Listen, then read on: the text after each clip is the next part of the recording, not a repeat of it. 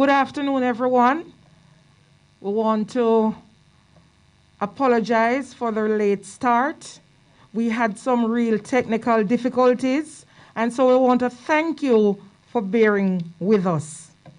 This afternoon, it is a pleasure for us to be celebrating in our National Women's Caucus panel discussion, where we are going to be looking at the theme, Status Doesn't Matter, Unmask Violence Against Women and Girls and Eliminate It Today.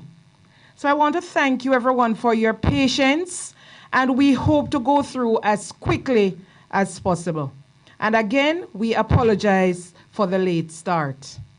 I'm going to be inviting now Ms. Michelle Barnes, the Assistant Secretary for the Women's Caucus, JTA, to have prayers for us. Thank you.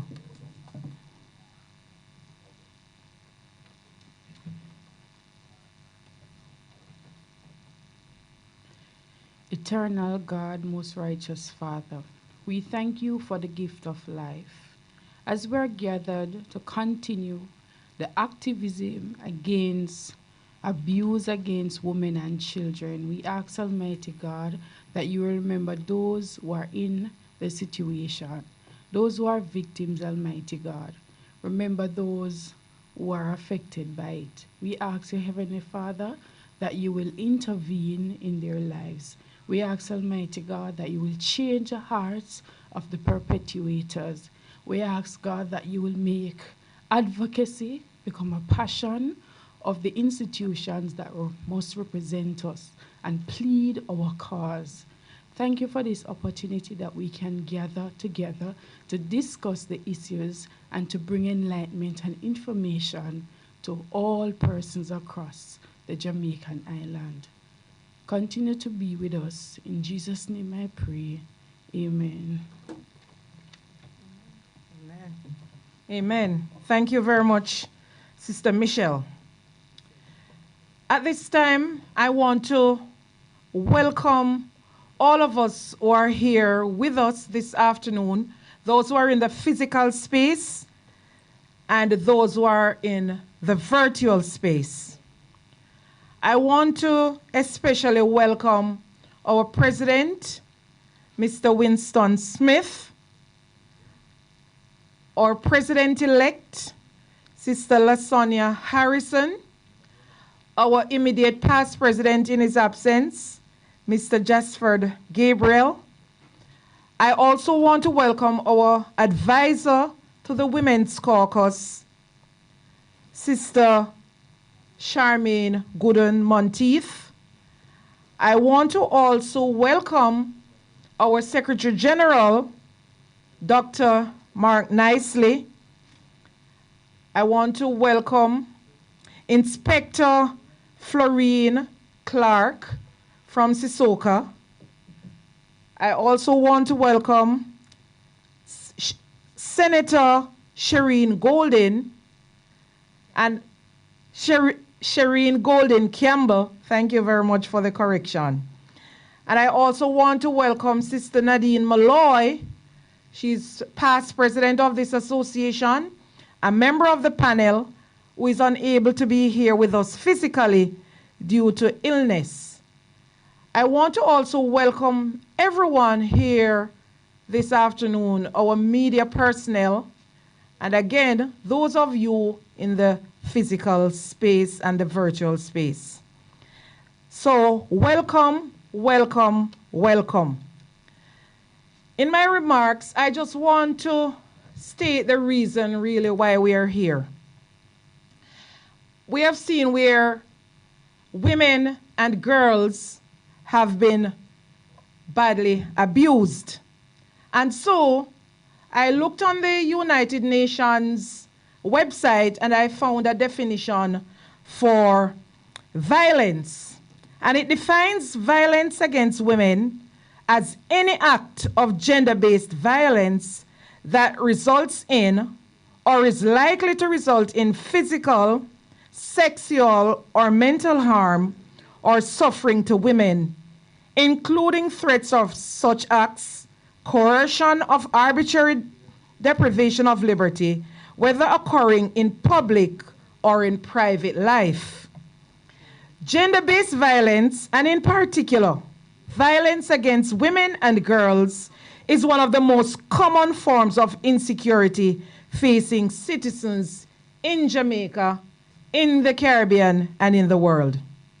So we are here this afternoon to continue the activism.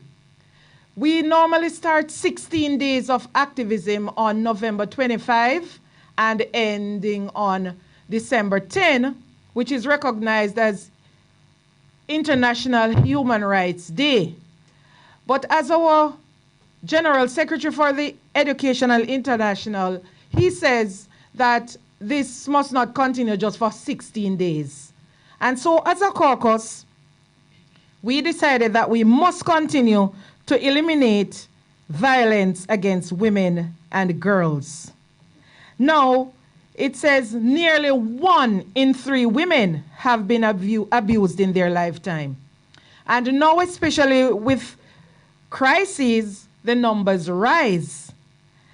There's a report from the United Nations Women based on data from 13 countries showing that since the COVID pandemic, that 2 in 3 women reported that they or a woman they know experienced some form of violence. And guess what, everybody? Only 1 in 10 women said that victims would go to the police for help. Why is this so? As a result, as women, we can and we must prevent gender-based violence. We can do this by believing our survivors, help to tackle the root causes, and empower our women and girls. Gender-based violence can happen to anyone, anywhere. And so this afternoon, we are here to discuss ways in which we can help to advocate to eliminate violence against women and girls. And so I leave with you a few statistics from the United Nations. That 1 in 3 women and girls experience physical or sexual violence in their lifetime. And most frequently, this is by an intimate partner. 137 are killed by a family member every day. And fewer than 40% of the women who experience violence seek help. Ladies and gentlemen, if we have any online, but I know we have here in the physical space, I welcome you and I wish for us all a very productive afternoon. Thank you.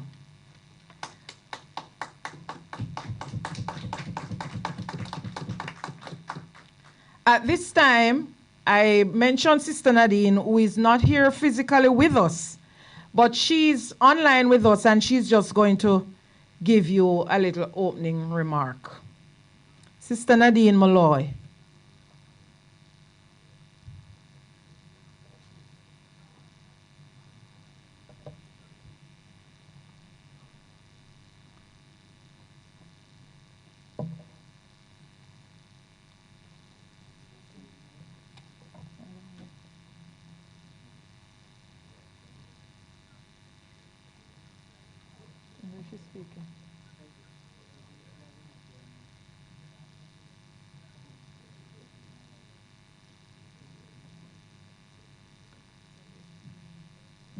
That's what I'm saying.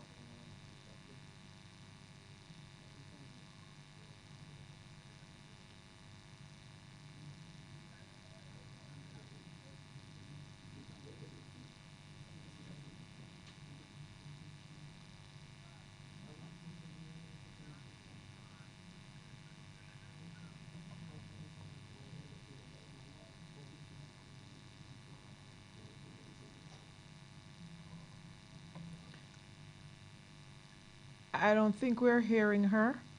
So we're going to be moving to the overview of the activity.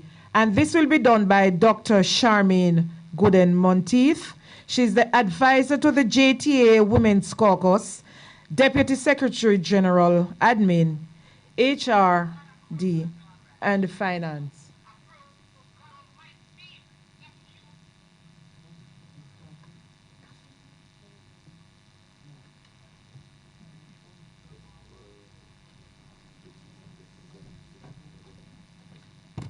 Thank you so much, Madam Chairman. Moderators, Sister Nadine Malloy and Sister Laverne Johnson. President Winston Smith. President-elect Sister LaSonia Harrison. Secretary General Dr. Mark Nicely. Panelists, Senator Sharin Golding Campbell. Senate Inspector Florine Clark, who has filled in for SSP Shand, the other officer who is present. Ladies and gentlemen, members of the media fraternity, including our own PR and communication officer, Mr. Leon Nash, and the chairperson for the Women's Caucus in Kingston, Mrs. Staff, good afternoon. Heartiest congratulations to the leadership and members of the Women's Caucus for this initiative in support of women and the elimination of violence against women. This panel discussion has the full endorsement of our President, Mr. Winston Smith, the other members of the Presidential Corps, the Secretary General, all the teachers of Jamaica, especially the executive of the Women's Caucus, and the members so ably led by Sister Laverne Johnson, National Chairman, and the members of staff of the Jamaica Teachers Association. The JTA's Women's Caucus serves as a lobby group who advocates for gender-based issues affecting women and girls. Over the years, we have organized many events such as workshops, conferences, webinars, and activities to call our women to action on specific issues affecting them locally and globally. Statistics from the UN Women based on data, Laverne, our eyes caught the same thing, from 13 countries since the pandemic, shows that 2 in 3 women reported that they or a woman that they know have experienced some form of violence. Our theme is therefore timely and relevant as we stand in solidarity with women and organizations that speak up and speak out. Our theme is Status Doesn't Matter. Unmask violence against women and girls and eliminate it today. Violence against women and girls is a global scourge that must end. Locally, we have seen violence against women who have been abused and even brutally murdered. One of the most recent cases is a teacher, one of our own, Miss Chanel Smith, who was brutally murdered in St. Elizabeth recently, and the countless cases where women and girls have been raped or trafficked or killed during domestic violence. I know we will have a minute silence at the appropriate time during this panel discussion. While we're aware of and we supported the 16 Days of Activism initiative by the United Nations for the countdown globally, our aim as members of the JTA's Women's Caucus is to continue our advocacy in support of women and their rights to freedom to make choices that are in their best interest, to educate women, to provide a listening ear for women who belong to our demographic grouping, and provide support as evidenced by this special panel discussion, which has been organized by our caucus. This is the beginning of a series of actions that we will take. We say to our sisters this afternoon that if you are being abused in any way, and if you are afraid to seek help, you can reach out to us as a caucus.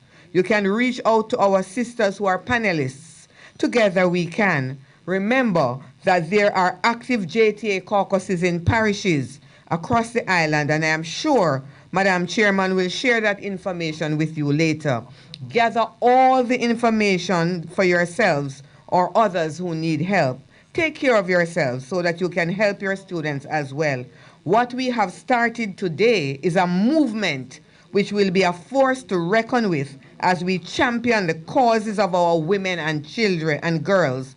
Ask questions, sit back, and take notes, and let us pledge today to unite and serve to eliminate violence against our women and girls from Negril Point to Morant Point, just about anywhere in Jamaica. Sisters, brothers who have joined us, let us remember that status doesn't matter. Unmask violence against women and girls. Eliminate it today. Let's join hands and hearts for the cause. Long live the JTA's Women's Caucus. Long live the JTA.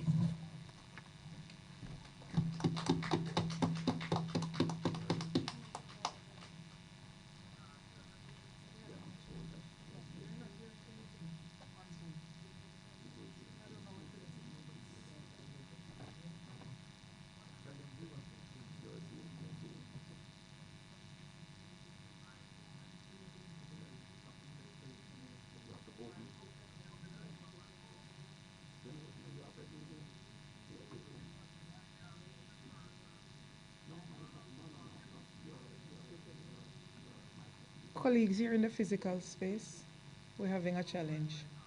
Nobody on Zoom is hearing us.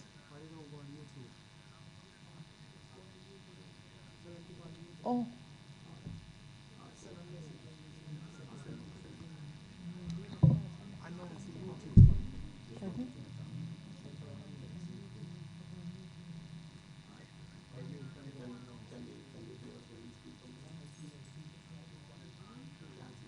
Nobody is hearing us, you know.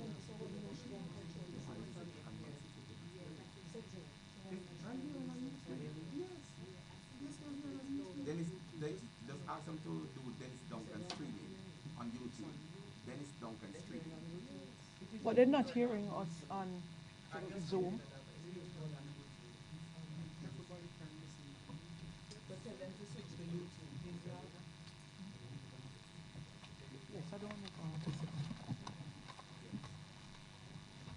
Colleagues, good afternoon.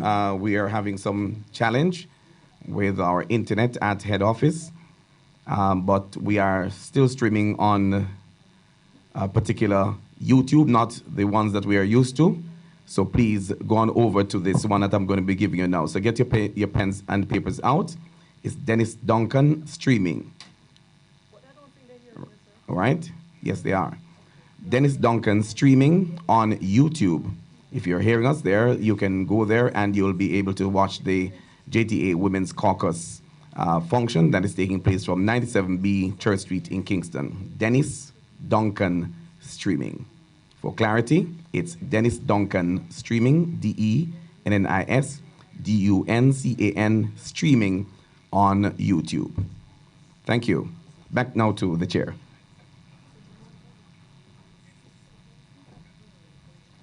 Thank you, Mr. Nash.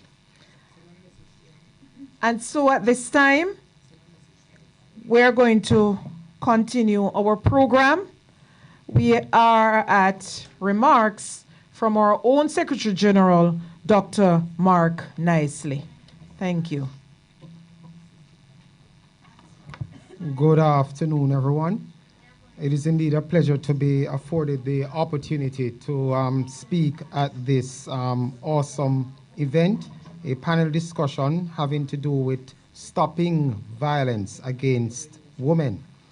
Of course, I'd like to acknowledge our specially invited guest, Senator Sharin Golding Campbell, Attorney at Law, and SSP Charmaine Shand,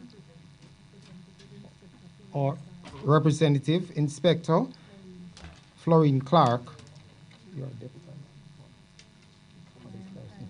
You're representing.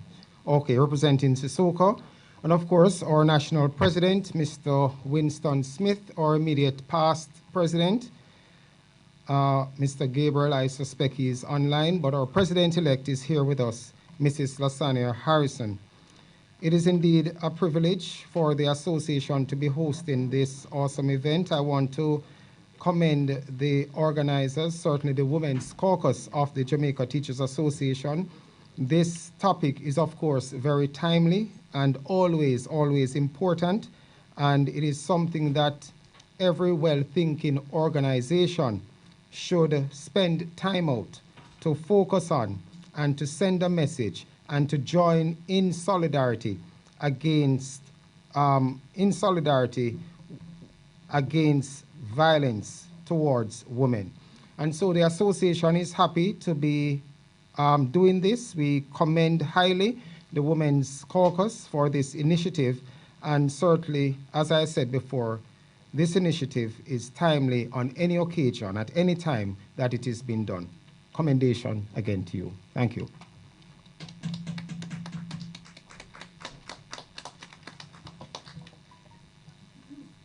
Okay, thank you very much, Dr. Martin Isley, our Secretary General. At this time, we'll also invite Mr. Winston R. Smith, our President, to bring remarks.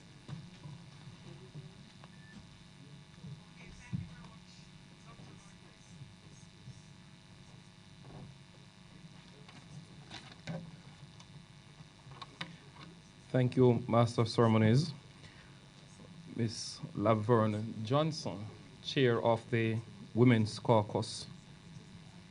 Our President-elect, Mrs. Lasanya Harrison. Immediate past President, Mr. Jasford Gabriel. Our Secretary General, Dr. Martin Isley, and our panelists, especially invited members. We are very grateful to you for having come out. We have Senator Sharin Golden Campbell and Inspector Florine Clark, representing the Sissoka unit within the Jamaica Constabulary Force. Dr. Charmaine Gooden-Monteith, the administrative officer who gives support to the Women's Caucus.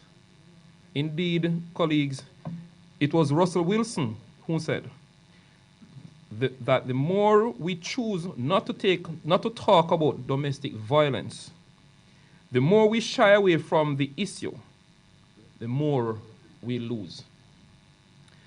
Ladies and gentlemen, violence against women cannot be accepted. Indeed, it is not a cultural thing, but rather it is a criminal activity. Equality, colleagues, cannot come eventually. It's something we must fight for now. Violence against women can end only when the culprits get punished.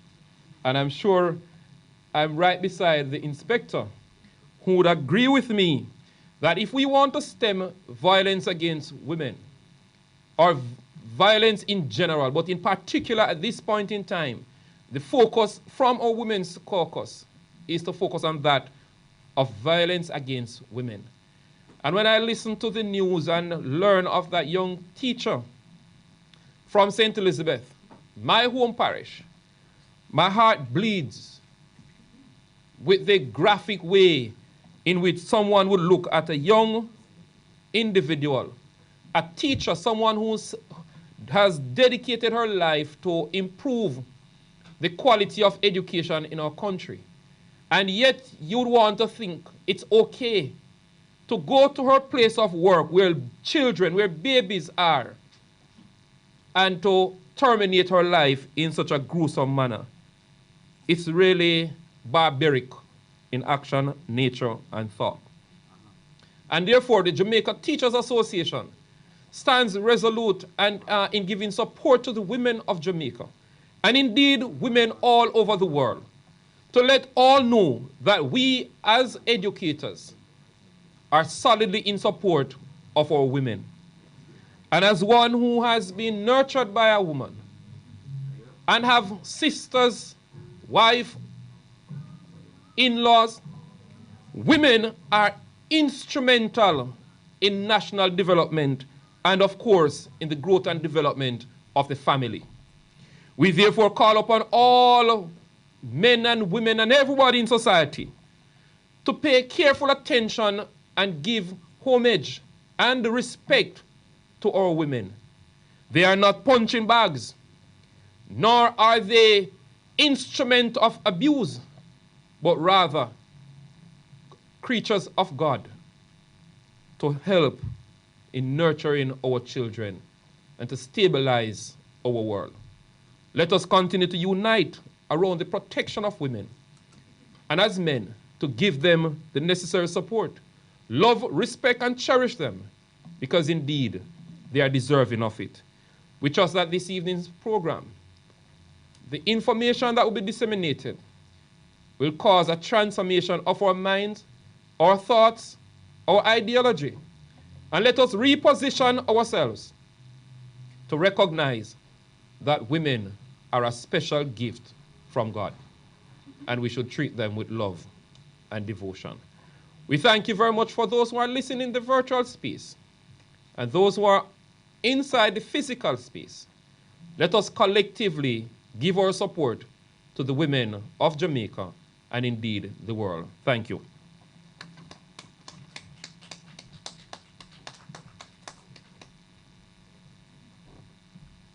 Thank you very much, Mr. President. At this time, we're moving to the introduction and instructions to our panelists. Our panelists include Sister Lasagna Harrison, our President-elect. We have Senator Sharin Golding Campbell, Attorney at Law. And we have Inspector Florine Clark, who is representing SISOCA. Sister Nadine Malloy, too, is one of our panelists, and she is online. She's a past president of this association, a representative for Education International.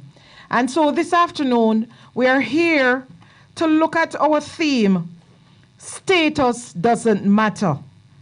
Unmask violence against women and girls and eliminate it today.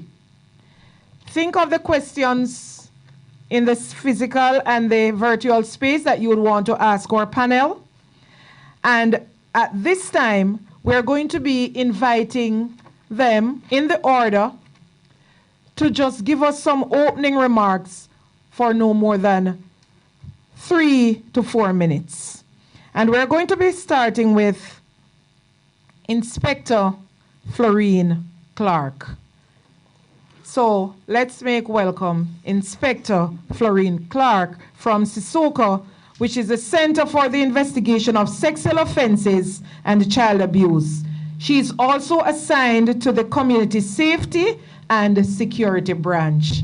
Ladies and gentlemen, let's welcome Inspector Florine Clark. Good afternoon, everyone, and thanks for inviting SISOCA to come to share in this special event. Indeed, when we look at what is happening in Jamaica, we all have a role to play in ensuring that our women and children are protected. Of course, as we look at what is happening in the COVID-19 pandemic, this even pulls us closer to understand that we need to pay closer attention to women and girls.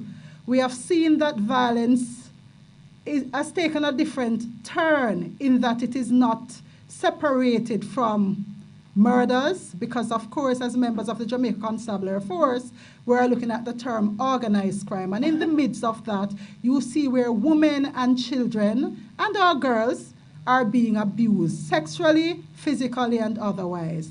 And so I say to us this afternoon, thanks again for inviting SISOCA, and we will continue to ensure that we will do our best in protecting our women and children to ensure that Jamaica can be a better place. Thank you. Thank you very much, Inspector Clark. We now invite Senator Sharin Golding to give her opening remarks. Thank you.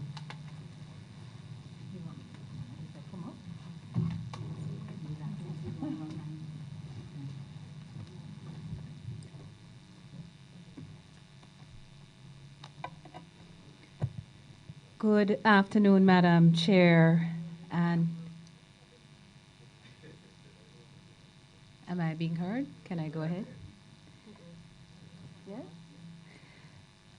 Good afternoon, Madam Chair, distinguished guests, President-elect, Secretary General, and those watching on the YouTube platform. Thank you very much for inviting me. I'm indeed honored and privileged to be here to share my thoughts with you, to share discussions with you. And I look forward to what we will discuss as a panel in relation to the theme, unmasking violence against women and girls and eliminating it today. I hope that in our discussion, we will have some more thoughts on the issue of how we treat with violence generally, because one of the things that I constantly say and advocate for is the fact that violence against women is not a discussion that women can have with women and ought not be a discussion that women have with women. That when we look at trying to unearth the reasons why our statistics quoted today by my distinguished Madam Inspector and others, the reason why we have the numbers that we have is partly because we have not looked fulsomely at the issue of violence in general and violence as a disease. It is not something that we're going to wave a flag about today in this forum and demand that it stop tomorrow and have any realistic expectation that it can or that it will.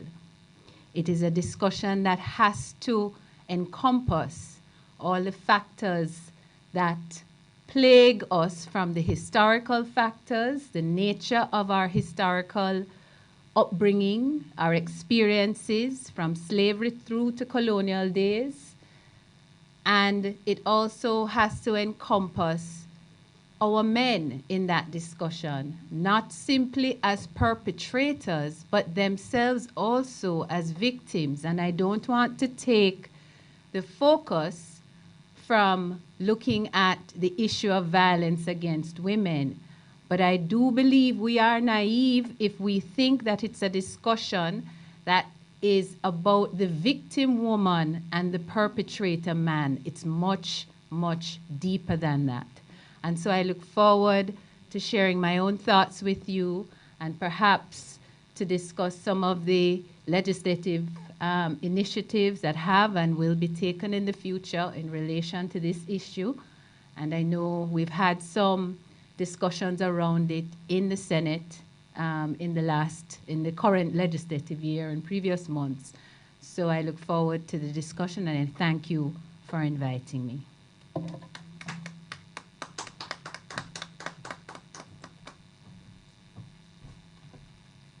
Thank you, Senator Golden Campbell. Now, our sister LaSonia Harrison will be giving her opening remarks.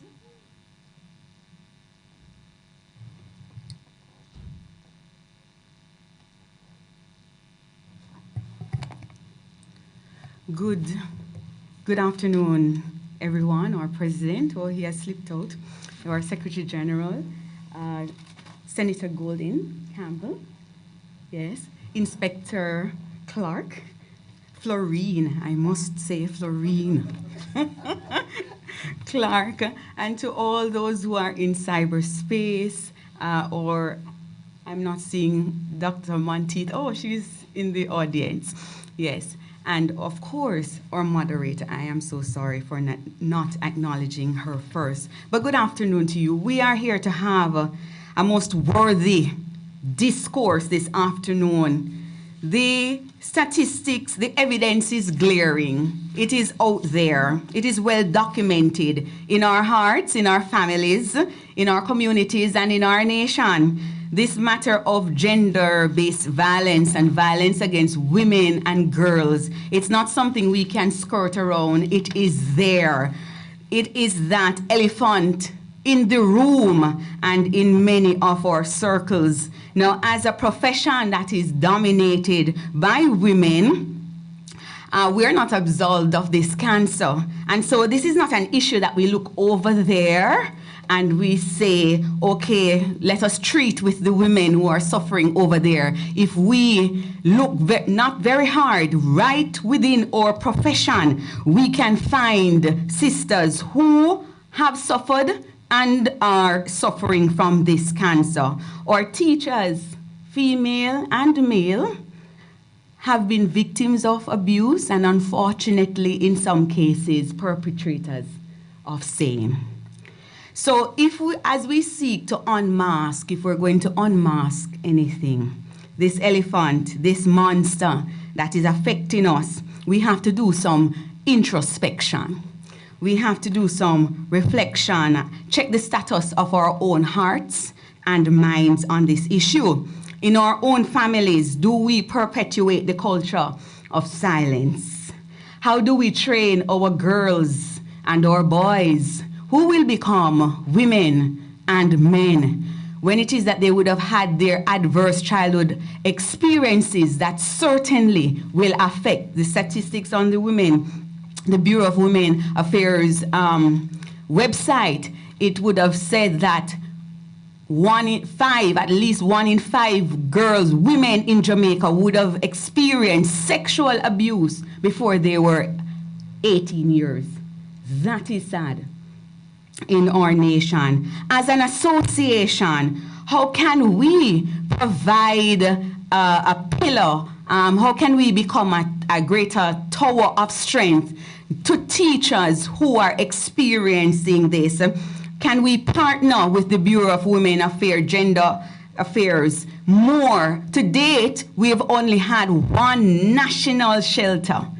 One national shelter. How can we explore partnering in this area? And so, you know, we can help to curb and to provide a solution to this challenge. In our reporting agencies, are there in need of more support, more financing? How can we advocate for same training in order to receive the reports, you know, accurately and to treat with it with the level of confidentiality and not some disdain, because again, out of our cultural practices, and sometimes it's because of how persons have personally experienced, you know, like in families or, you know, chow you're going so just little sex, that kind of, you know, cavalier attitude and reaction to the issue. And so the woman, hence the statistics on the UN website that says only 1 in 10 reports. And so we have a culture of suffering in silence. As individuals, what is our own mindset? Are we persons who do not help, you know, inflict judgment, and so we help to perpetuate the situation? Are we individuals? Are we places, sources of refuge that persons can come? And so as we continue this discourse and we continue our act of advocacy and sensitization and awareness, I'm sure we will delve into this as we go forward. And certainly we can't leave out our leaders in government, how it is that we treat from a policy directive. So those are my opening words. Okay, thank you very much, Sister Lasonia. Harrison, I'm not sure if Sister Nadine is able to join us.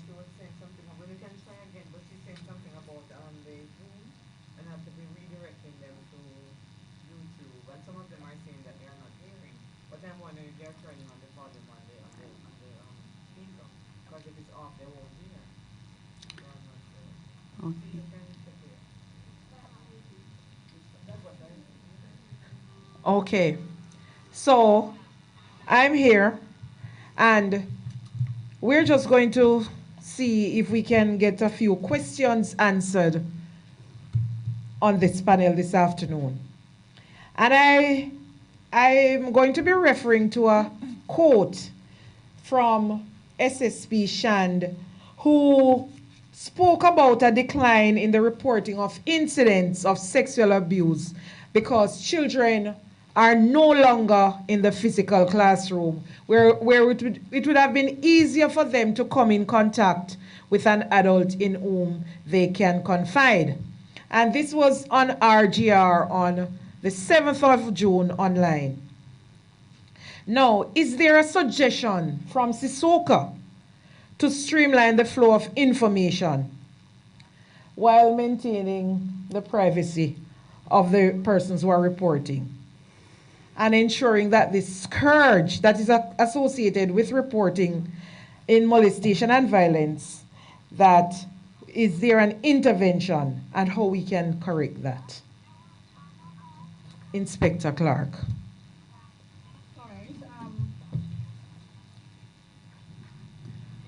First, I must let you know that Sissoka is not the only.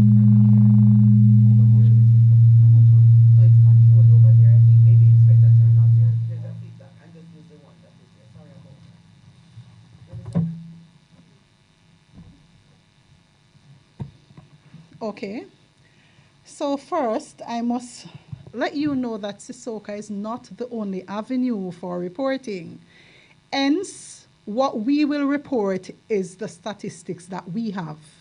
Now, be reminded that reports come in from other police stations, which may not necessarily come to Sissoka.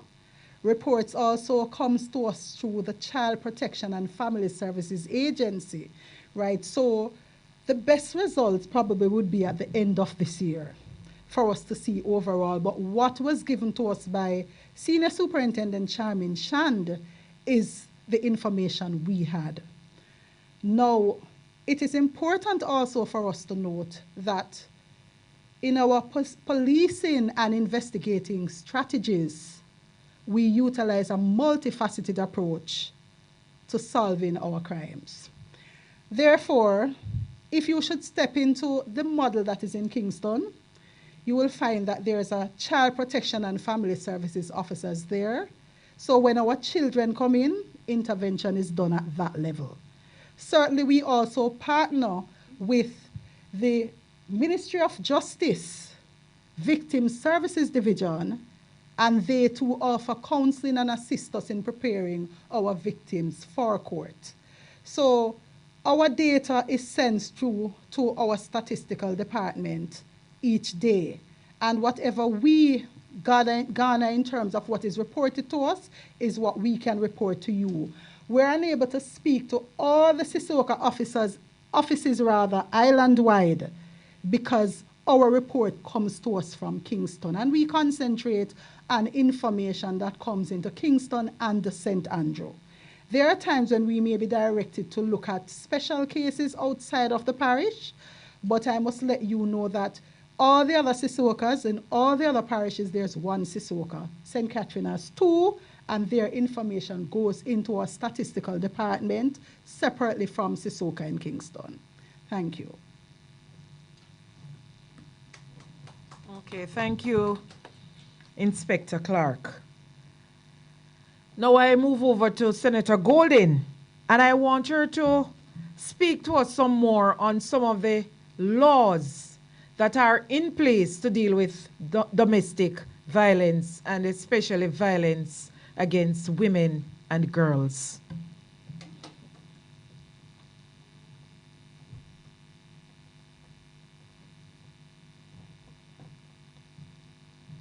Thank you, Madam Chair. Well, I think the primary piece of legislation dealing with this issue is the Domestic Violence Act. And the Domestic Violence Act covers not just physical violence, but also verbal abusive language, emotionally abusive conduct of a partner. You may have heard just recently the Minister responsible for Gender Affairs, the Honorable Olivia Babsy-Grange, refer to this piece of legislation in Parliament and indicate that steps were being taken to have amendments drafted to that act and to have that act improved and modernized to best fit our current circumstances. That perhaps is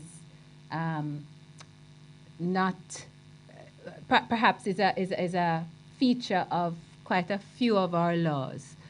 But the truth is that the process of improving, modernizing, and amending laws takes time. It takes time, it takes research, it takes proper drafting of policy.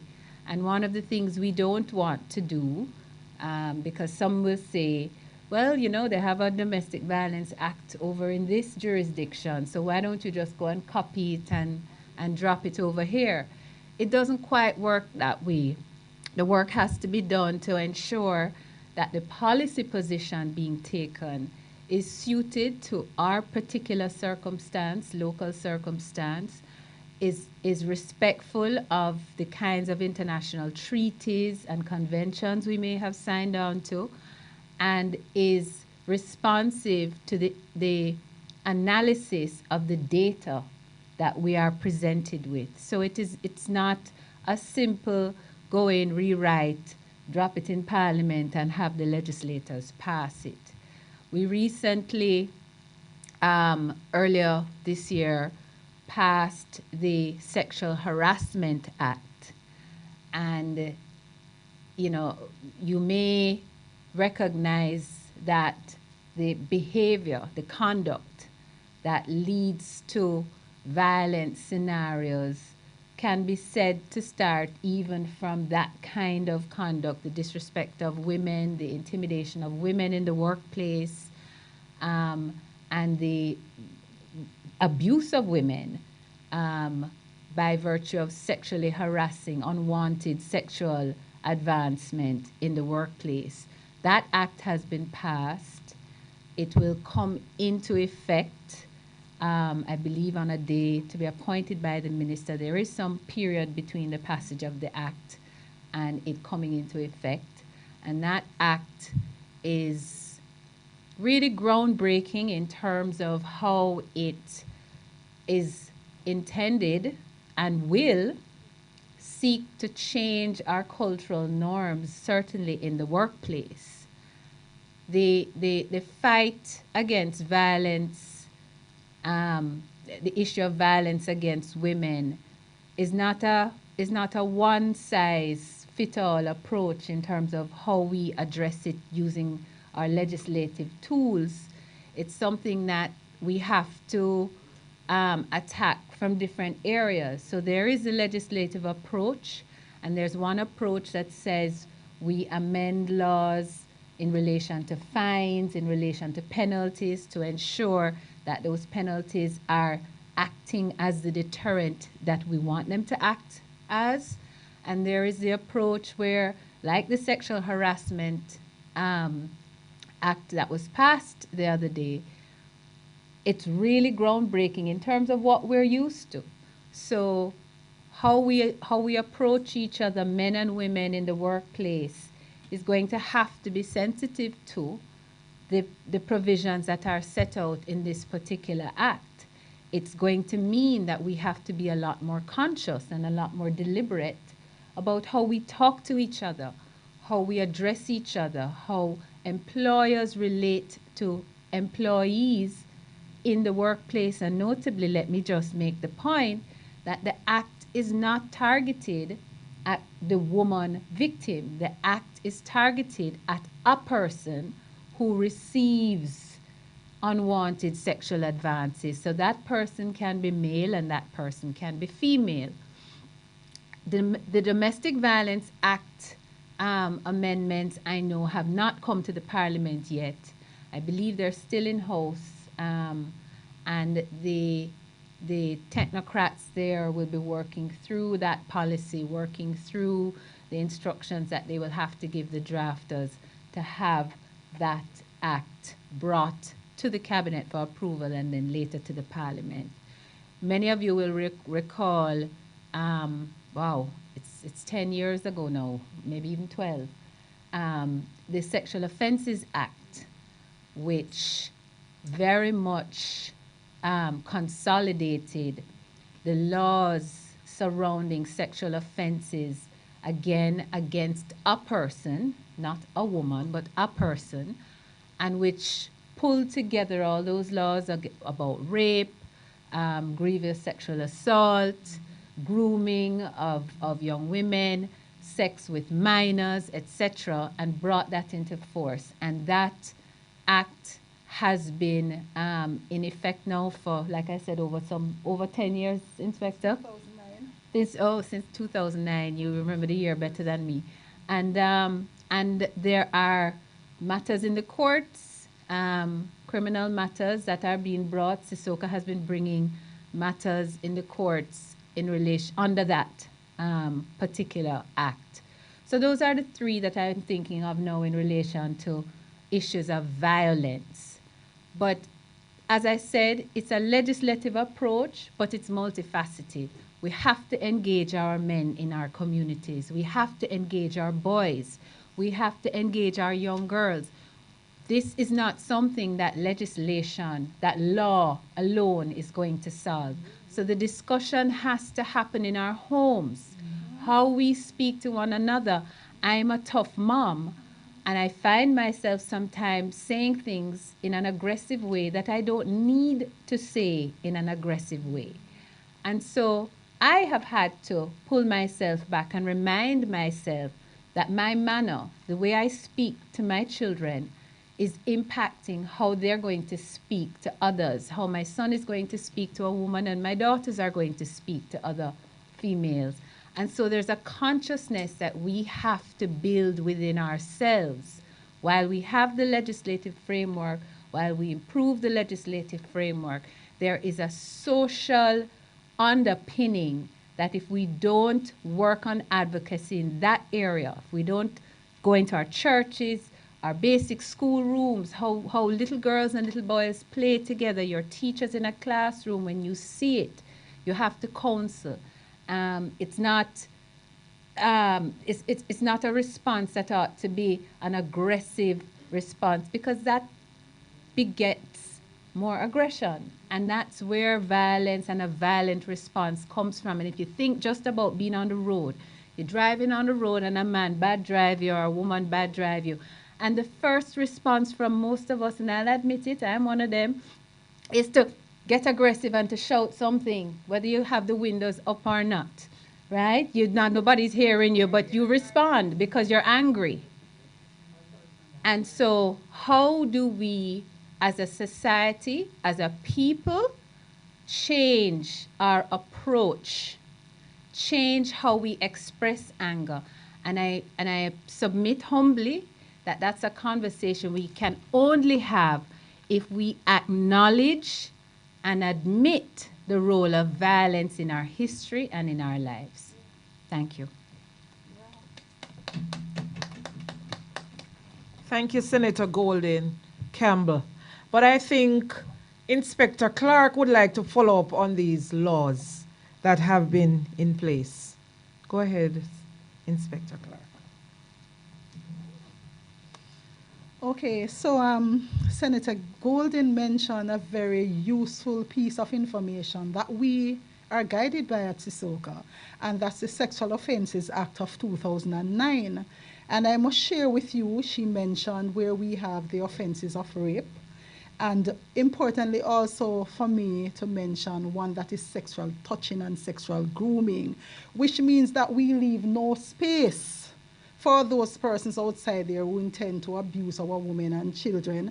And I speak of children because I am really, whenever I speak in these forums, I have a challenge separating the issues that affect our males, our men and our boys, because at Sissoko, we find that we have quite a few cases of buggery. And sometimes when you look at our children, the age, 2 years old, 4 years old, 6 years old, they are so vulnerable. And we need to remind ourselves that we have a role to protect our children. So it's really difficult for me to really separate them. But then I understand the whole purpose of this setting.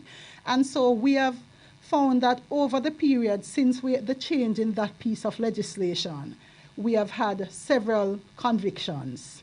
Importantly also to us is recently we had the DNA Act.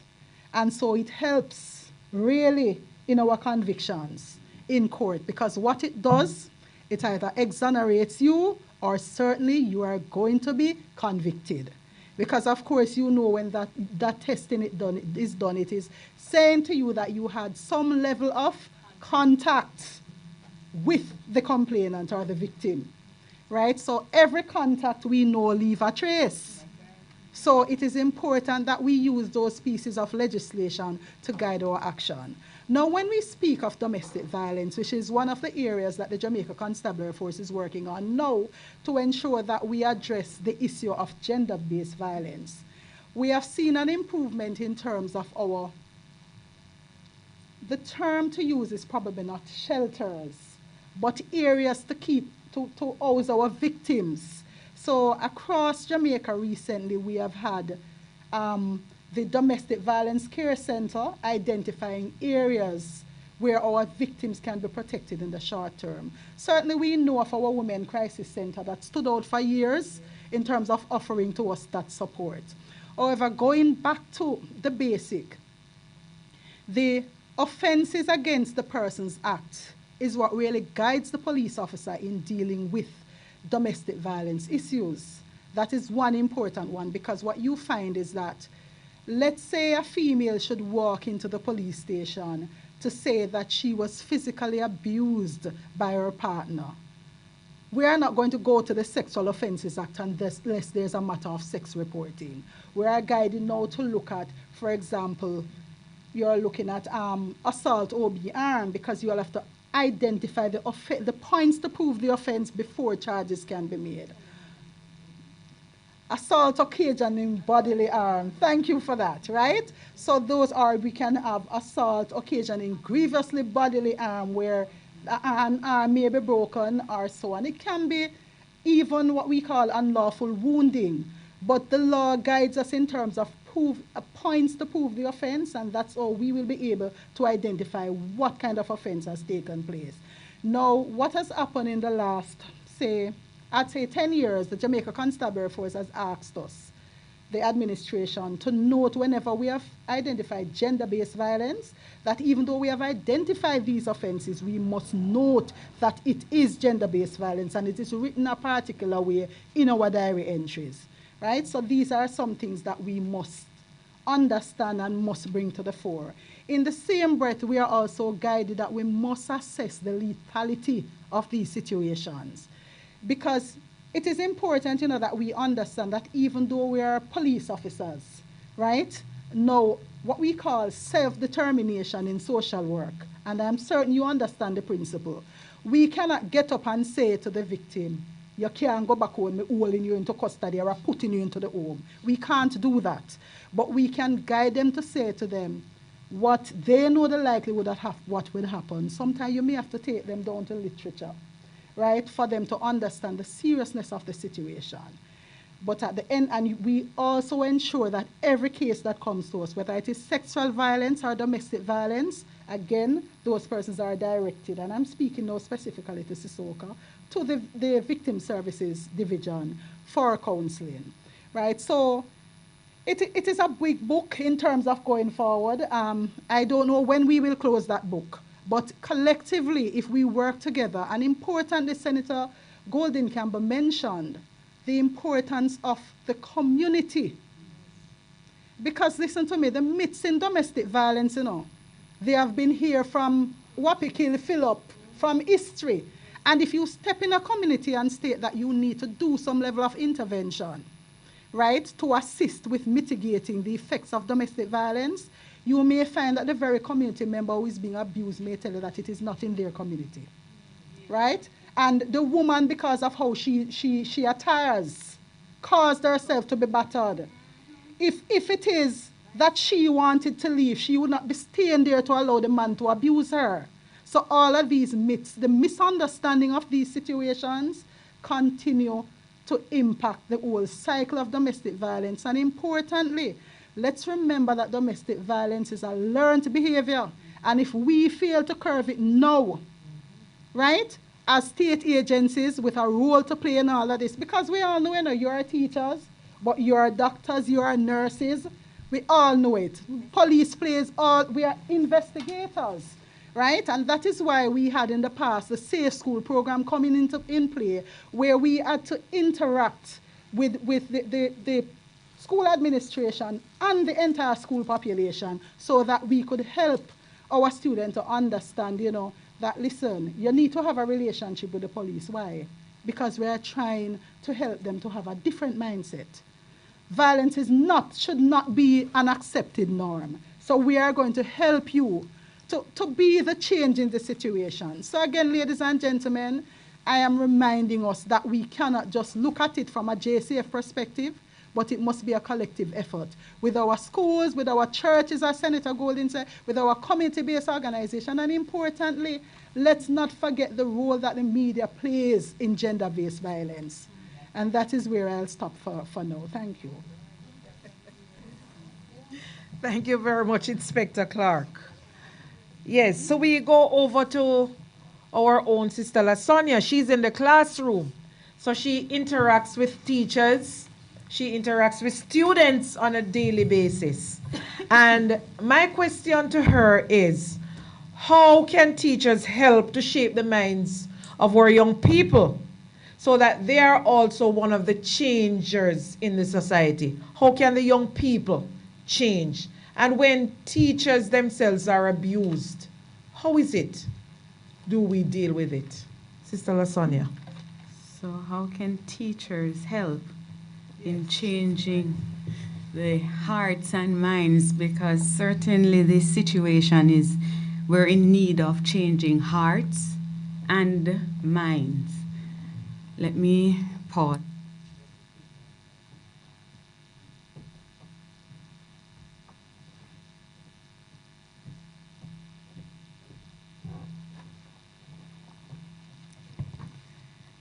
So we're in need of changing hearts and minds. It's interesting, the other day, in a recent event at a church-based ceremony, the Prime Minister would have said that the country has spent billions of dollars on software to fight crime. Yes, and what we're in need of is new hardware. The media didn't carry that very long,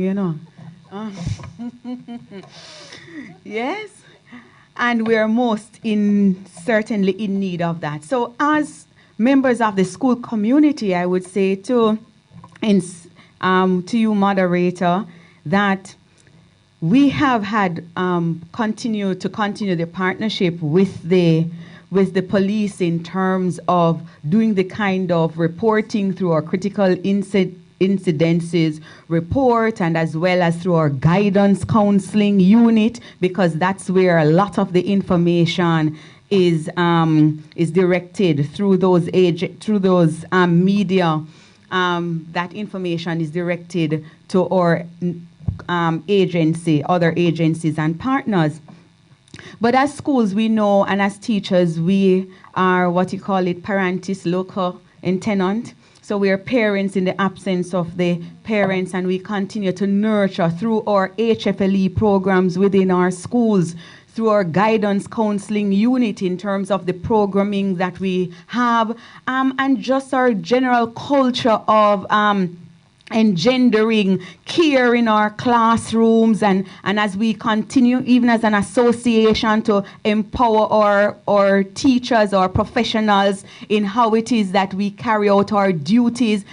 I'm certain that when it is we have our trainings through the Jamaica Teachers Association, we in empowering our colleagues about their roles and responsibilities, the Child Care and Protection Act, and all of that information is shared, and that continue to guide how it is our practitioners and just teachers have just been mothers and fathers to these students, so in creating a culture of caring and sharing in our classrooms, in delivering our content, because the attitudinal objective in our lessons, it is the affective domain. It's not all about just learning the content and the skills and competencies, but that affective domain is very important in how we change. That's where we seek to renew mindset. So when you get this information, What do you do with it outside of just having it and being able to replicate it and to,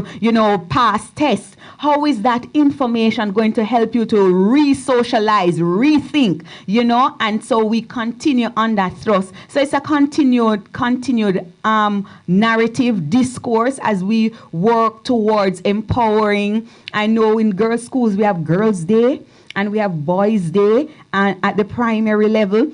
And so schools have a wide,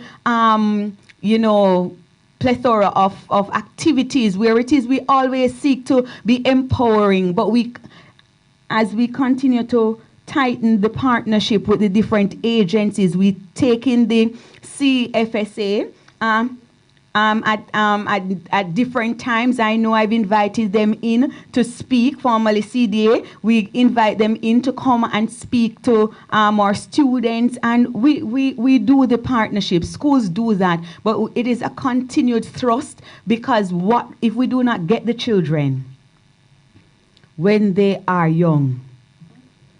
Yes, we have to bend the tree when it's young.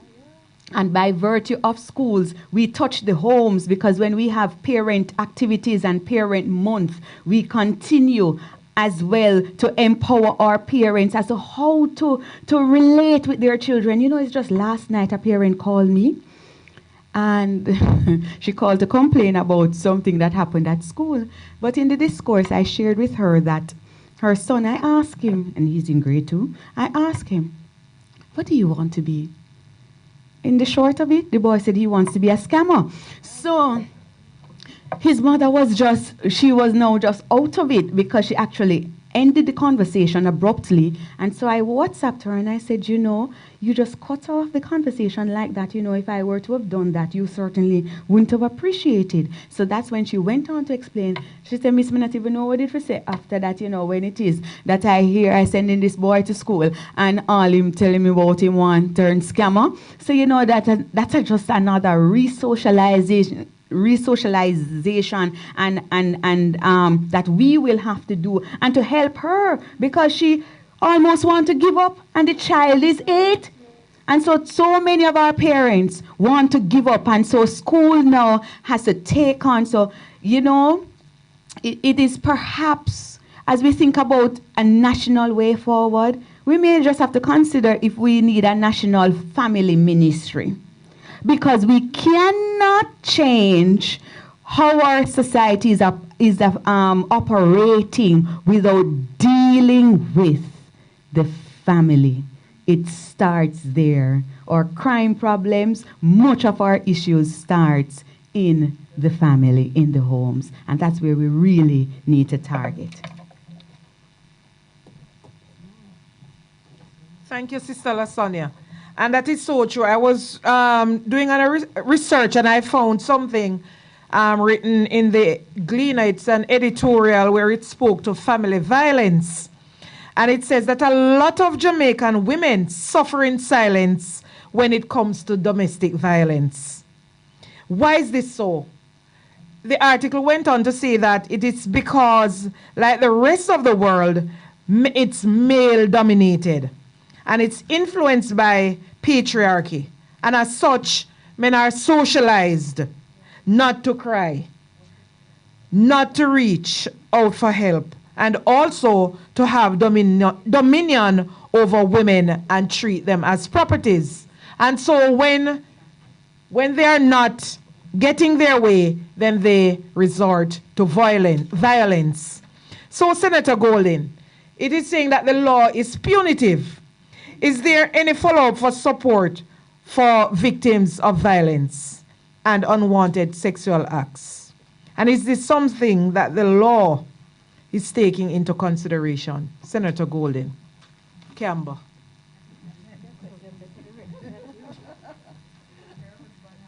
Madam Chair, I actually think that's a question better landed at the inspector, who would be far more familiar with the resources available to victims. In fact, she did mention earlier the Victim Support Unit, with which I am familiar.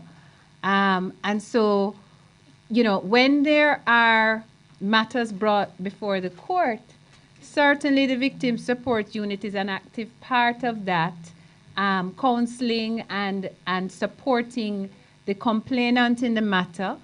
And they have to do that both at the proceedings, the court proceeding itself, as well as in circumstances where the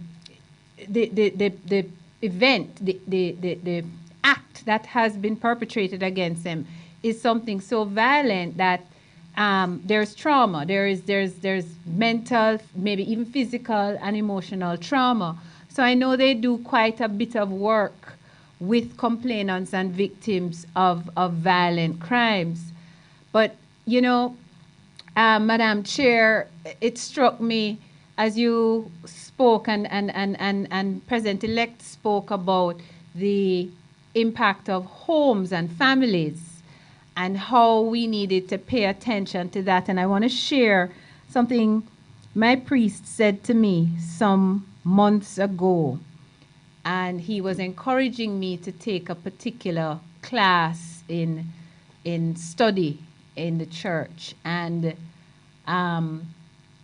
he made the point that you can't, if you're educated at a particular level, then your study in your faith must reach that level. You can't study at the basic school level and go to church and pray, but you only know the basic school level of your faith. And so I'm sharing that in the context that when you look at the situations in our homes and you look at the state of our families, we have children who have been having children. And families are shepherded sometimes by women without men, who themselves are still in their journey, their growth phase of discovering who they are, much less to champion others, young ones, into that path of discovering self and defining self. And so I don't know that I am appropriate in saying we must, because, you know, anybody can stand up here, any politician can stand up here and talk about what the people must do. But one of the things that I recognize is missing is that training in parenting. And it's not an academic process. I have learned parenting of my 3 children through senior parents, friends of mine who are senior parents who have raised children who are older than mine. I have listened to webinars. I have gone to parenting classes. And I am a beneficiary of 2 parents who were excellent parents when I was a child. So I don't have a deficient background, but I still seek to improve my approach to my children because we're living in different times and we're dealing with children exposed to different things than I was as a child. And so the role of the home and the role of the family and what is happening there, I think has, and I agree with you, a fundamental role to play in how we deal with this question of violence. And I want to join you in recognizing that and join you in your advocacy and urging that we as a community, as a government, as civic organizations begin to throw some weight both in our advocacy and our support systems that we have, lending our voice to the issue, but lending it in a practical way, in a way that really impacts. If it's just 10 homes and its real impact, it's lasting impact. And so I just want to underscore that point with you, Madam President-elect, because I think it's a fundamental one. Thank you, Senator Golden Campbell. Now I also have a question, another question for our Inspector Clark. And I want you to help me to understand how we can build confidence in women and girls that will allow them to report the incidents and feel that they're in a safe place. because as we said earlier, it was said that only about 1 in 10 will report when an incident happens. So how do we build that confidence? Well, I begin by saying that that's what we are doing here today. And I say this against the background that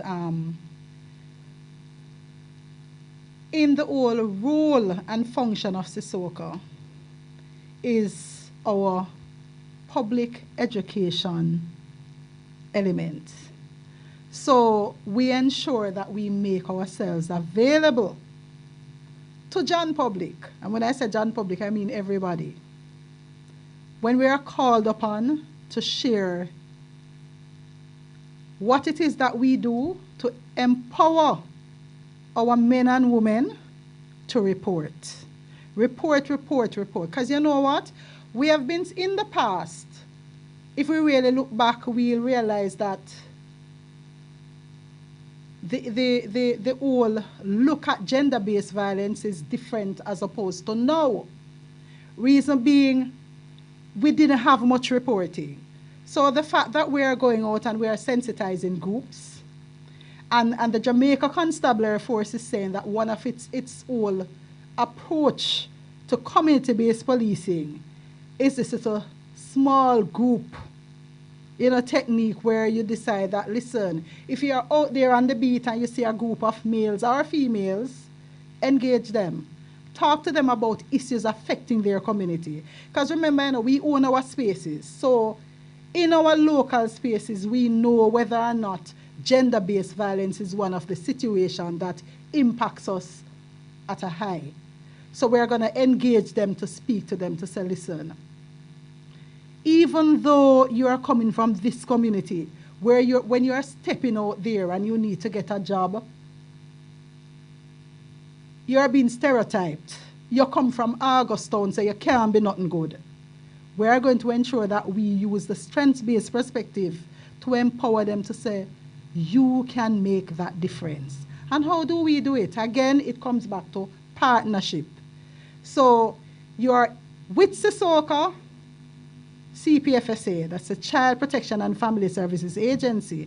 We again partner with them. This is where we have our multi-agency meeting. So everything is being streamlined. It's going out in a flow to ensure that all the different groupings coming to us, that they understand that, listen, when you come, we have voices everywhere to reach you. Importantly, when we speak about gender-based violence, I don't know if we speak about our children or if it comes to mind about our girls who have been sexually abused. Many of them throughout this COVID-19 pandemic, 12, 13, 14, 15, step into Sisoko being pregnant. Impregnated by adult men, some of them. We have to sit and listen to them and give them good guidance rather. You'd be surprised to know that this is where your role, even you become a counselor, even though you know that you're going to take on the formal process of referring them for counseling, right? But there's a voice because there's a ears to listen. So we listen to them at all points. We have our intake desk. We sit, we assess. We listen, we ensure we refer to CPFSA. If it is that you are pregnant, you are going to get your letter from CPFSA after being interviewed, because they too do their intervention, because we are preparing you for the future. So you are enrolled into the Women's Center Foundation, or you are gone to Mary's Child. So at least we know that there is life after pregnancy for our young girls. Because if we fail, to address these situations and to speak to them, for them to understand that there's hope. Because what you find, and I share the story. I remember some years ago, there's a young lady, her mother was murdered. And I remember have to break the story to her, to tell her. In fact, I led her from the station to home before I could tell her. And even until now, I'm still feeling her fingers piercing in my side when she heard. I left from the division I was, and I'm saying this because I don't want it to be directed to her. I left from that division to Sisoko. And I can share with you that 1 a.m. one night, 1 year after that young lady turned up pregnant, And I had to engage her aunt, who decided that under her dead body she's not coming back there. She don't have nothing to do with her, and we have, because everything you'll hear, listen me, the police will have to take on parent role. You have to put them up, me no want them back on my yard, and all of those things. So you have to have that tolerance to understand that the parent is going through a situation where you have to listen. So is the child, and you have to understand that you have a role to try to mend with the help of your partners. But I'm happy to say that there's hope when we listen and when we share with them the way forward. That young lady graduated from a high school and is now in university. So I'm saying to us that as members of the society who have different roles who can make a change, we're change agents. Let us remember that everywhere we go, we have a voice. It may be one-to-one, it may be in our churches, it may be standing as a Sissoko representative to say, even though my child has committed a crime, because our girls do commit themselves. Because when we look at the case of sexual intercourse with a person under 16, we do have cases where our girls are the perpetrators. And so it takes me to the point of sharing that the National Diversion Act is also out there to help us to let our children who are in conflict with the law understand that even though they have committed themselves, whether it is that you have committed some level of gender-based violence or other types of violence, and I did start it by saying gender-based violence is caught up in this whole organized crime situation. Right? Because remember, power and control. So as the perpetrators gain more power and gain more control, of course, you know that if they don't understand how to reason out certain things and understand the basis of having respect for our women and our children, then the children are going to be coerced into violence. They are going to learn this violence behavior. It is going to be perpetrated, and of course, even our children sometimes own the power. So we need to understand that wherever we see an area for us to speak and to address these issues, we must address them. The voice is always there. And even if it's 1 out of 100, when the change comes, it means that we are going somewhere. Thank you. Thank you, Inspector Clark. And we're coming down nicely. So at this time, I'm going to be inviting Senator Golden Campbell again to just do a little bit of follow-up on the sexual harassment bill, the progress of it, and how it's going to help our women and girls. And after that, now she will just do her closing statements. So Senator Golden, I want you to just follow up on the progress of the sexual harassment bill. Campbell, Lord help me. Why am I dropping that name? But Senator Golden Campbell. Thank you. I always tell people, though, I own both of them, one by birthright and one by marriage. The Sexual Harassment Act that was passed in the Parliament. Can you pass that folder for me, please? Yes, thank you. So the progress of the act is that it has been passed. It is law.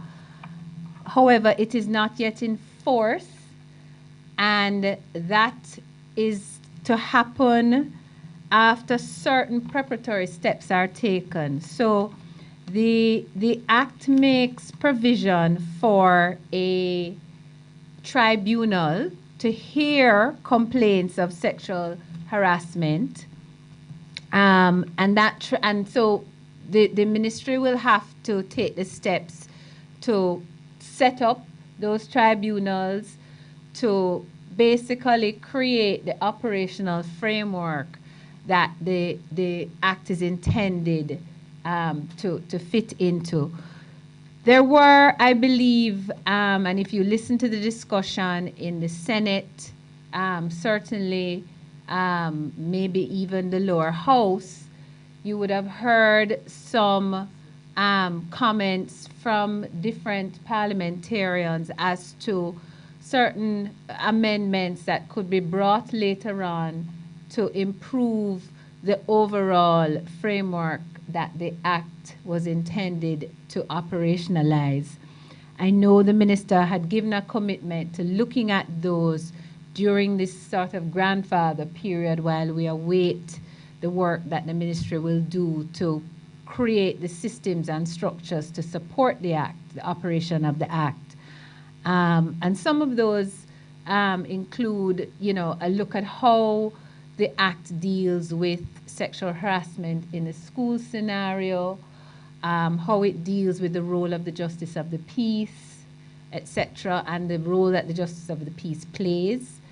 So that is currently in train, and the Act notably contains a provision that calls for its review within, I believe, it's an 18-month period after passage, which is an unusually short time.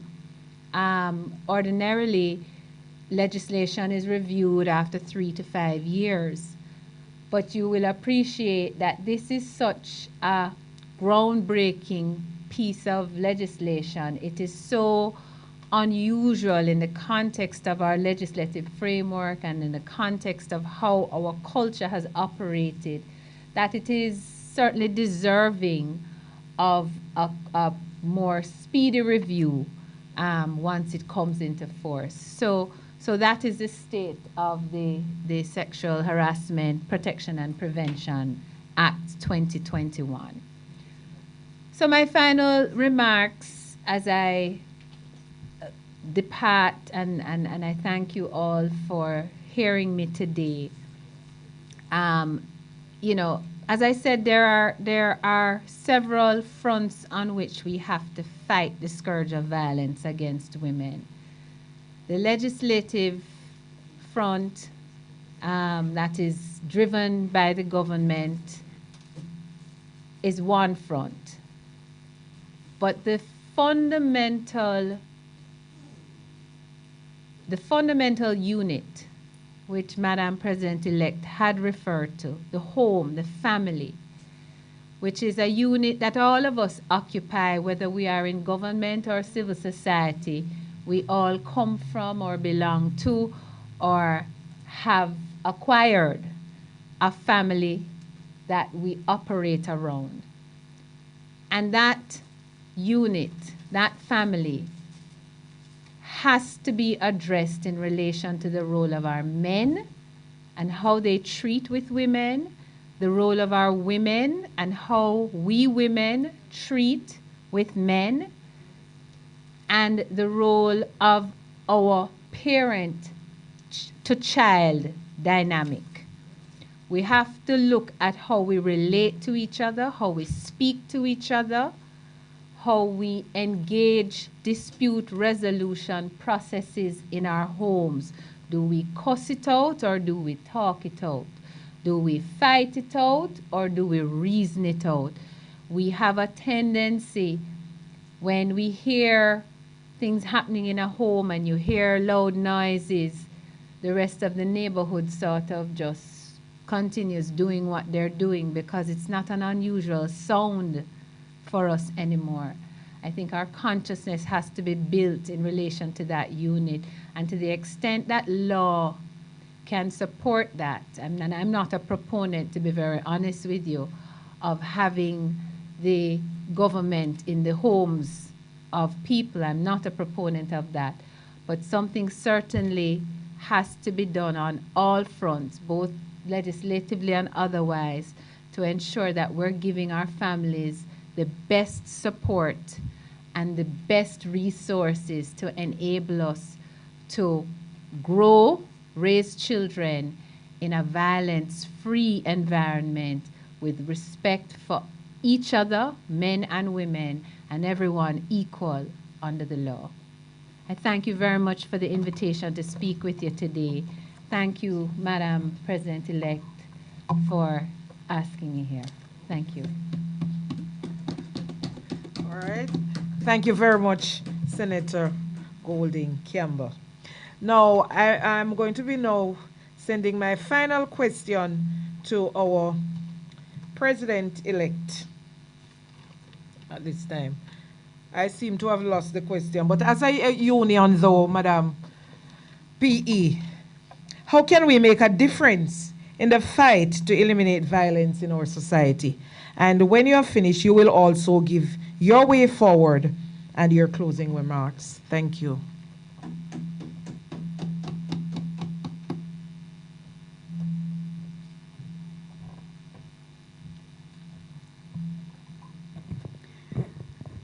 The Jamaica Teachers Association, the largest and one of the most influential unions, not only in Jamaica but regionally, and so certainly we do have a role to play in eliminating, in unmasking this monster that affects us, not only locally, I'm sure regionally and globally. But as a union, for our own members who are suffering, have suffered, and for the wider female base across this nation, well, for our members in particular, we continue and we have made provision for the 6 counselors that are available to teachers right across the length and breadth of this nation. And so that is just a start, you know, certainly in offering some support to our teachers. The St. Catherine Teachers Association, through their Women's Caucus in a recent event, would have launched an initiative to adopt a teenage mother and her child. And so we're partnering with the Women's Center. And so certainly helping this life, helping to redirect and helping to support is saving one girl and her child. And I'm sure that kind of support will help her to, you know, to how to train that child. We would seek to explore and to how it is we can expand such an initiative across all the women's center across the island. Certainly as an association, we can collate and share data, read the location, because as Inspector spoke, I wondered where were the domestic violence centers located. If we have that knowledge and the shelters, when we have our different sessions, we can ensure that we share that information to our members and to whomever is joining. We're now in a virtual space, you know, sometimes people in the yard listening, you know, people in the homes listening, and so that information can be shared, and we will provide that kind of information for our members and others. I believe we can pledge individually where it is that we will help in terms of mentoring a young girl. You know, the theme for the Women's Caucus is Sisters Build. And so it is important for us to continue, see how it is that we can explore partnerships with the crisis centers and all these other agencies. And so we can continue that thrust of supporting. We can commit ourselves as an association to be a loud voice, loud advocates, read this issue. So it becomes an annual celebration and even a year long, because even through the Women's Caucus, we continue to raise the issues of relating to women. And this is a topical one that is year long. It is not seasonal. So it is something that we can continue to treat with as we have our Women's Caucus initiatives. Not only do we want to provide or direct persons to counseling, but I think providing an atmosphere for spiritual intervention is necessary, even as we all reflect on how it is that we operate as it. Personally, what is my mindset? So all the teachers who are listening, all the persons who are here this afternoon, how can we introspect? What is my mindset? Do we have this as a round table talk conversation if we know that there is a woman, a person in our community, or a teacher who we know her husband beat out our daylight or juice, whatever it is, and we have a conversation about it instead of providing the kind of help that our sister is in need of, be it in our homes, be it in our communities. And who will dare to be a Daniel? Who will dare to stand alone, because sometimes in our own families, when these things are happening, the thing is we push it under the carpet. No, you can't expose uncle like that. No, we can't expose daddy like that. We know these are sensitive issues, but it must be addressed, or we will continue to have hurting people, and the cycle of violence will continue and be perpetuated. The hand that rocks the cradle, if we have hurting women entering into relationships and leading families, then you're going to be raising hurting children. We must treat with same. All hands must be on deck. The conversation must continue in our families, in our communities, in our churches, with our association and state agencies, and definitely as a country, let us commit to eliminating violence against women. We can do something in our own corner. Bless you. Thank you, Sister Lasonia. Thank you so much. And we're coming very nicely down. And at this time, Inspector Clark will be giving us her final comments and way forward. Thank you.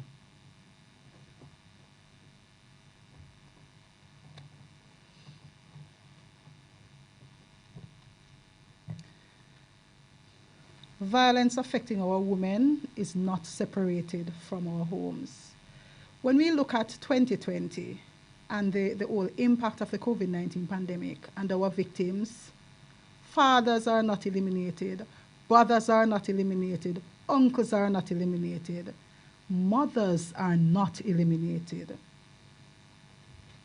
It may sound surprising, but it is telling us that there's a lot of work to be done.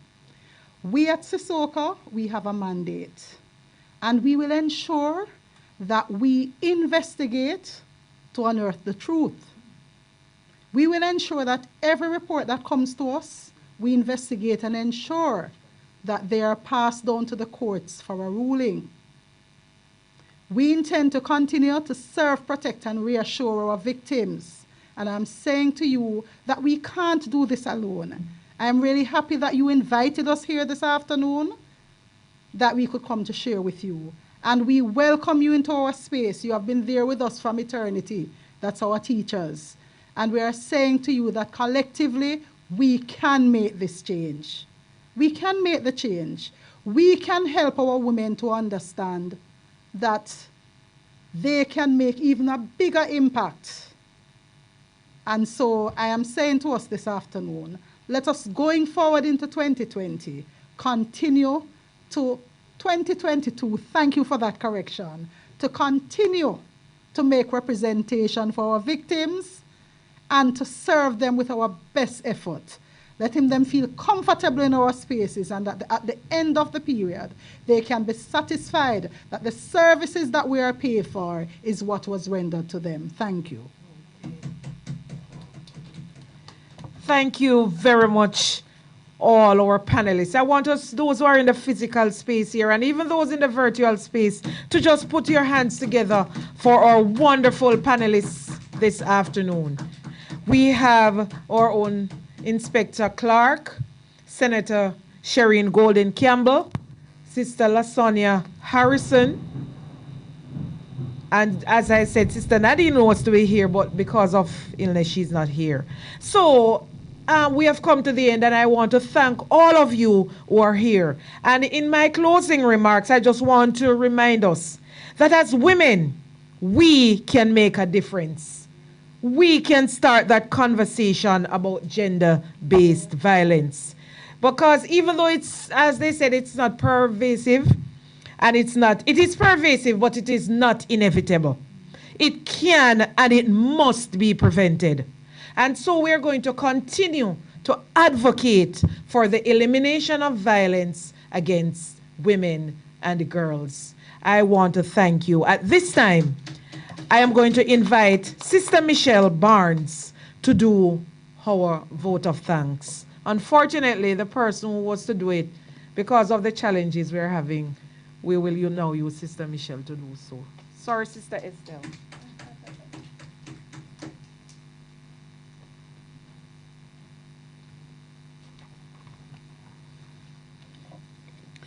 Master of Ceremony, Laverne Johnson. JTA President, Mr. Winston Smith. Our General Secretary, Mr. Nicely, Dr. Nicely. Senator Golding. SSP Clark. Inspector Clark, sorry. President-elect, our panelists, that is. We were engaged thoroughly. I sat and I listened, and I was taken aback to really reflect on the different ways and avenues that we can make advocacy to ensure that we eliminate violence against women.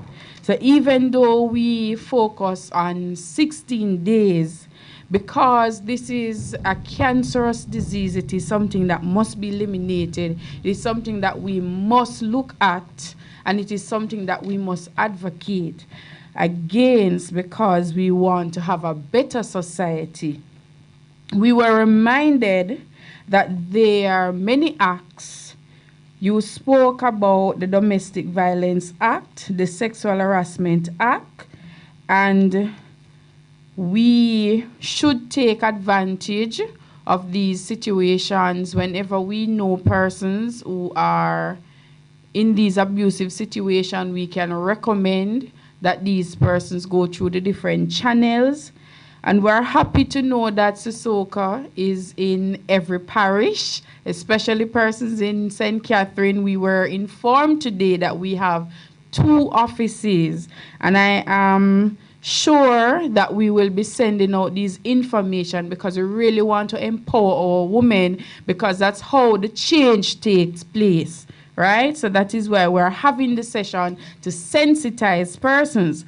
We're glad that the senator informed us that they are taking the advocacy seriously because they realize that the violence against women must be eliminated and we must stop it.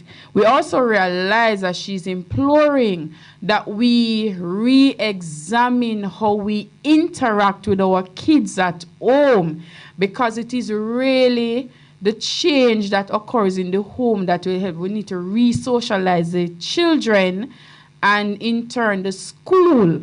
When we listen to our president-elect, she's saying that while we are trying to change the mind process of the kids through many avenues by reporting these through the different channels, the guidance counseling department, and also to the police, we need to continue to use other avenues to create change.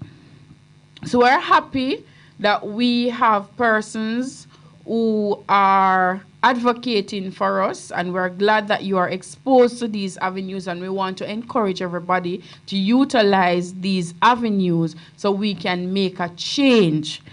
Thank you very much, Madam Chair. You have done an excellent job. You have done an excellent job.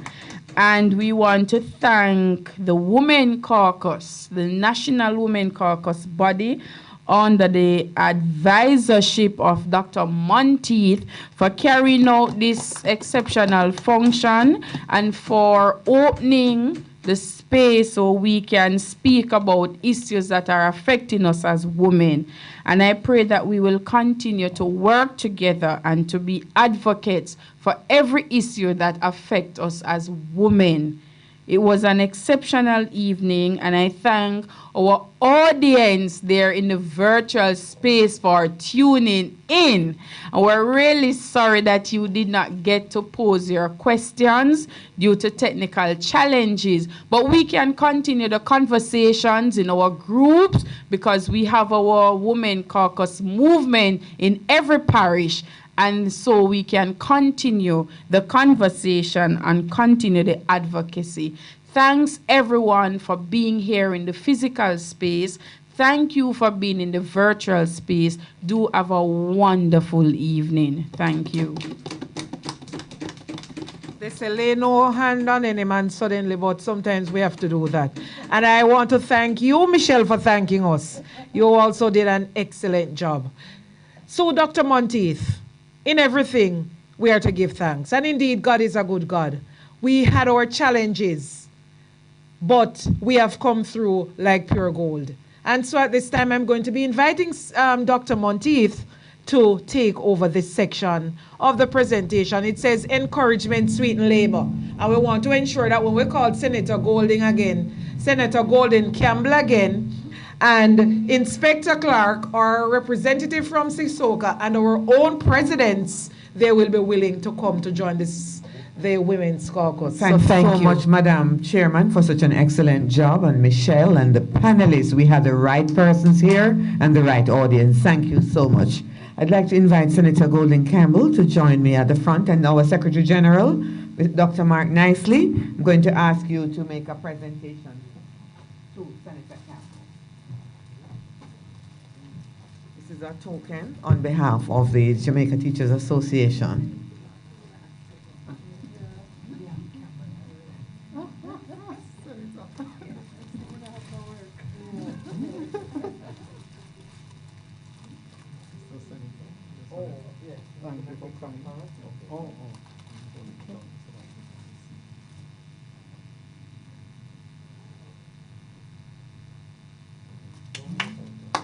Yes. Thank you so much. I've been dying for concerts. I haven't seen them anywhere all holidays. Thank you so much. Okay, thanks again. I now invite Inspector Clark. Florine. Yes, because I was about to get in trouble. Oh, okay. I didn't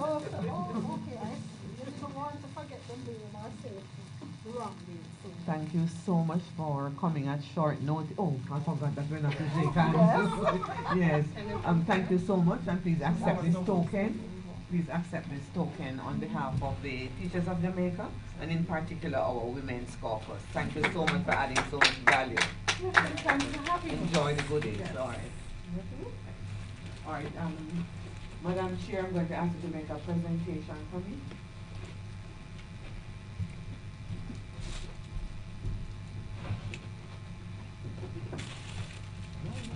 Madam P.E., can you join us?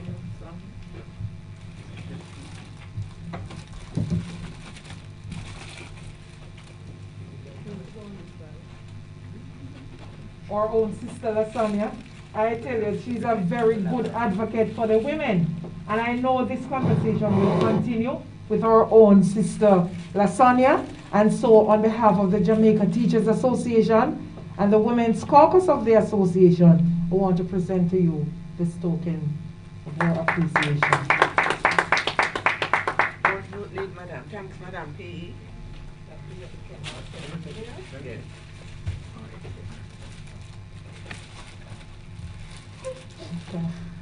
Sister Lasagna, thank you for the awesome job that you have done. Laverne. Sorry.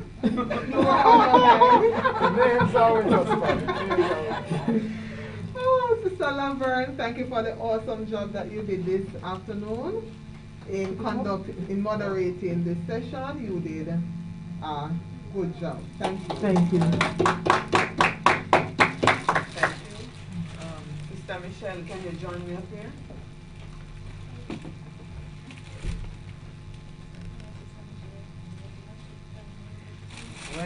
Well. Our deputy is always essential, and I'd like to thank Sister Michelle for playing two different roles and for always being willing to come on board to assist. Please accept this token on behalf of the Jamaica Teachers Association and in particular the Women's Caucus.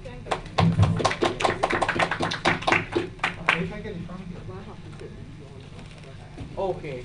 Oh, Michelle, you will have to take, we'll take it after, okay? So you can. All right, thanks. So you can just. Okay, so we're going to just stand and sing the national anthem. Yeah, one verse. One verse and then we go. No, if we sing it, we have to sing it. it. Play? Okay, yes, I know the protocol, but all right, if you're willing, it's raining outside. After 2, 1, 2, the singers. Eternal Father, bless our land. Guard us with thy mighty hand. Keep us free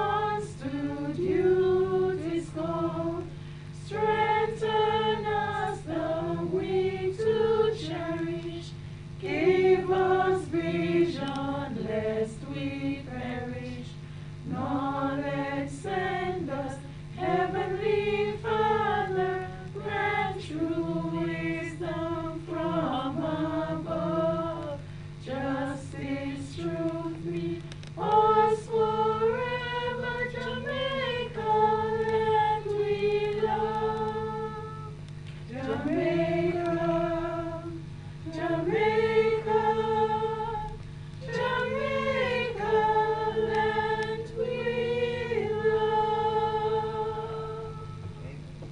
Thank you, everyone. Thank you to our Mr. Duncan, Dennis Duncan and company. Sir, we truly appreciate you. We know the challenges that we have, and I really, really want to thank you. Thank you all, Dr. Nicely, everybody. Thank you, and safe journey home. Thank you. Yes, Michelle, you need a picture with you.